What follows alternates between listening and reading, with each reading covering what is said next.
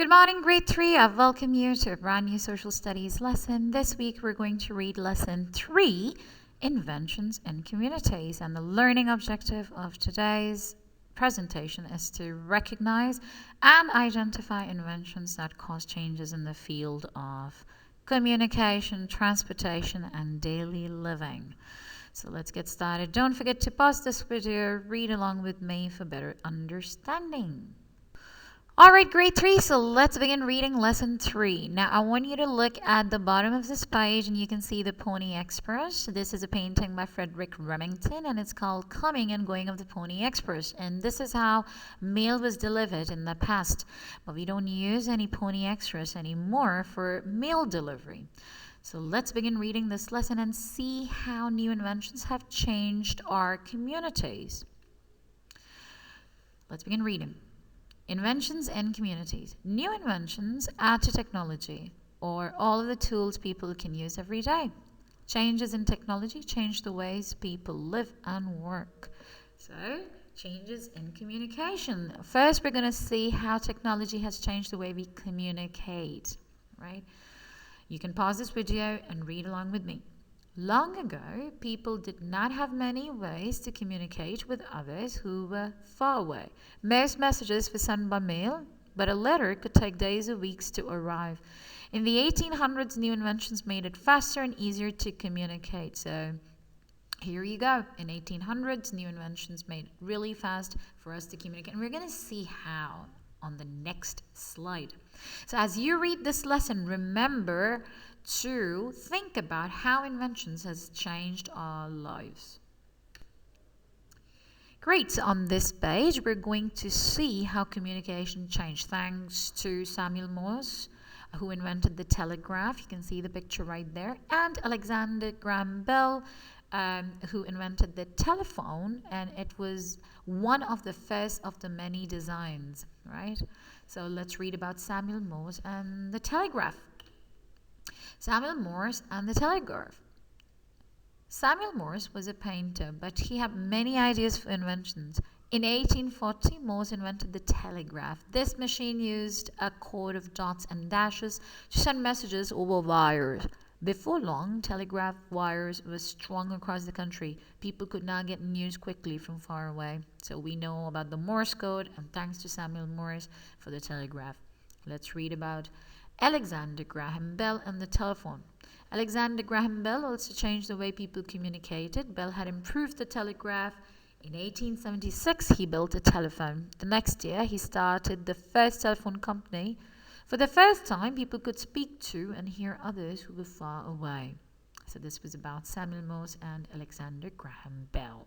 Now, as you go through this, you can always pause the slide, show, and you can basically read it. And don't forget to do the reading check. So if I ask you this question, which was invented first, the telegraph or the telephone, you can read these two paragraphs and answer this question. Don't forget to post your answers in the e-discussion.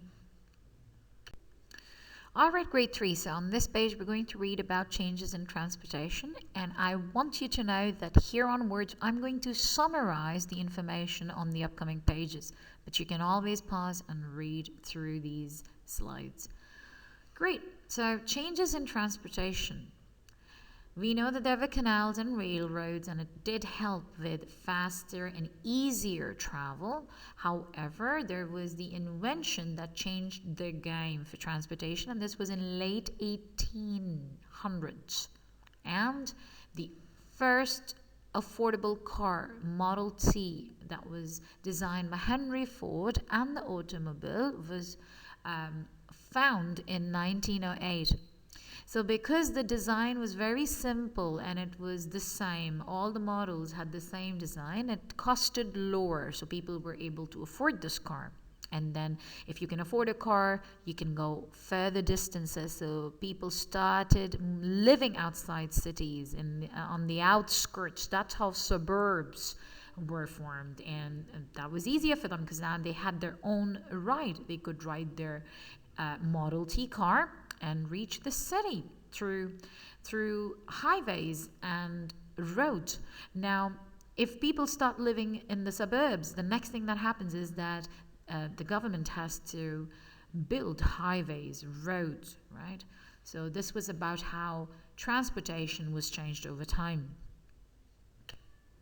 Let's look at transportation in the air. So we're going to read about Wright brothers and the airplane. Now, in 1903, Orville Wright made a 12-second flight with his airplane. And these two brothers, Orville Wright and Wilbur, built many designs before they were able to accomplish the perfect design for an airplane. And then later, after many years, many airplane companies used their ideas to build larger planes. And now we know that airplanes carry people and goods all around the world.